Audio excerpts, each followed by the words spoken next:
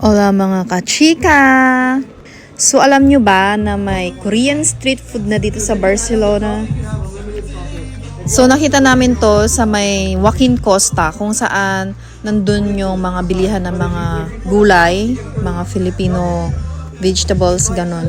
Basta sa may Joaquin Costa lang siya, malapit siya sa may Cindy's, pababa doon. So dito mga kachika, may mga ramen silang paninda, and mga rice dogs, and mga fried chicken. So dito nga ang in-order namin ay isang rice dog na mozzarella cheese flavor and K-fries.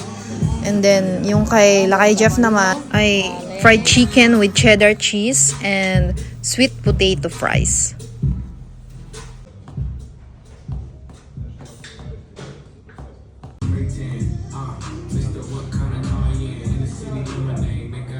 And dito pala yung corner ng ramen. Nag-order din kami ng isa dyan, yung cheese ramen na may sabaw. So dito, tinuruan kami ni Kuya kung paano gamitin itong lutuan nila. And in fairness mga kachika, ang kanilang crew ay Filipino. M1 yung may sabaw. Okay, gracias. Ato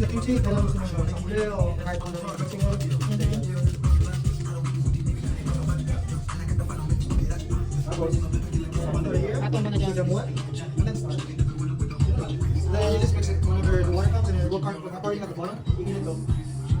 Automatic na siya mag-stop. You guys just add this whenever you guys want to add it, and then mix it. Okay. So you guys need to let me know. Okay, thank you. May timer pa siya. Start mo lang. So itong M1 is yung may sabaw kasi dalawang klase siyang cheese. Yung M2 is yung dry ramen. Ito yung may sabaw. So M1 ang may sabaw, M2 yung wala. And then start lang daw. And may timer na rin siya dyan kung kailan mo siya pwedeng tanggalin dito. Di ba? Magluluto na siya po sa dyan. Kinuha naming toppings is ang mozzarella cheese and kimchi. Bongga.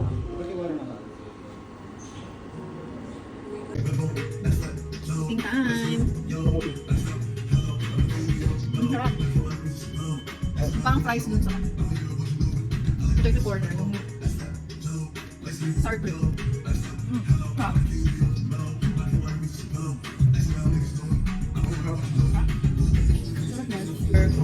Mozzarella corn dog.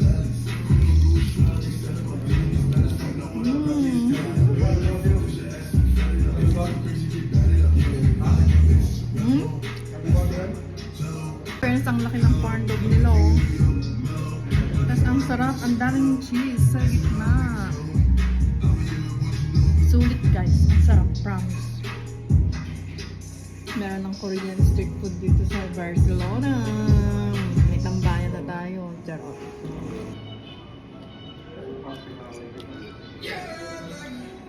Aming ramen. Yung toppings namin.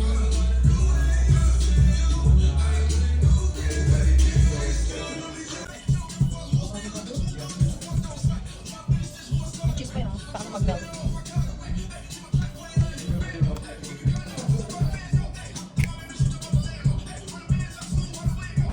Yummy.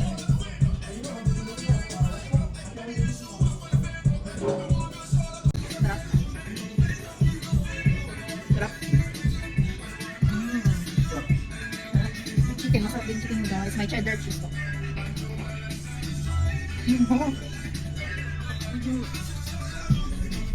Ang sarap nito. Sulit ang bahay dito.